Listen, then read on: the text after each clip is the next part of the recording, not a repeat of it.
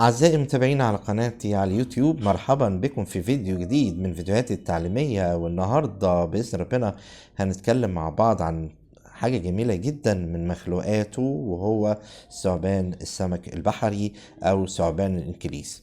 الثعابين الإنكليز يا جماعة خلي بالك في منها أنواع كتيرة جدا جدا جدا، وطبعا بتختلف في أنواعها وأشكالها في على حسب أماكن تواجدها.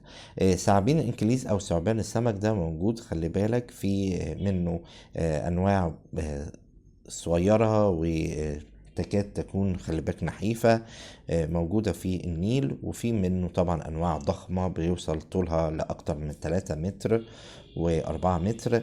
ده موجود في البحار زي البحر الأبيض والبحر المتوسط البحر الأحمر. القصة بسيطة جدا، ان هذا الثعبان طبعا ده موجود بيعيش في البحر الاحمر. عنده كام زعنفة.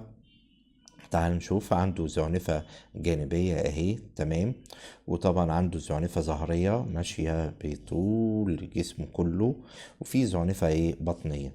واخيرا طبعا بيلتحم طبعا الزعنفة الظهرية مع الزعنفة الذيلية زعن... في زعنفة واحدة تمام. وهذا الثعبان غذاؤه الأساسي الأسماك، وغذاؤه كمان القواقع، وممكن يتغذى على الأخطبوط. طبعا اللي انت شايفه ده منتهى البساطة ثعبان إنكليز موجود وعامله في البيئة الرملية في قاع البحر، وزي ما انت شايف عامل قواقع وأصداف عشان خاطر ندي المنظر الطبيعي للبيئة بتاعته.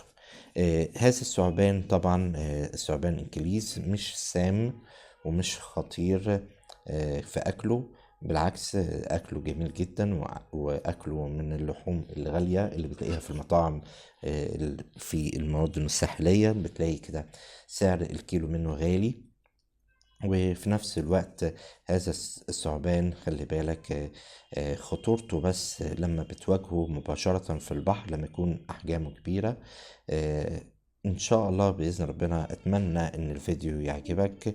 ما تنساش طبعا تدعمنا باشتراكك بالقناة وتفعل زر الجرس عشان يجيلك كل ما هو جديد في عالم الفن والابداع. طبعا هذا الثعبان تحنيط بيتسلخ ويبقى جلد بس، وتعمل له الهيكل زي ما اتعلمنا قبل كده. وان شاء الله اشوفكم في فيديوهات قريبة لاحقا.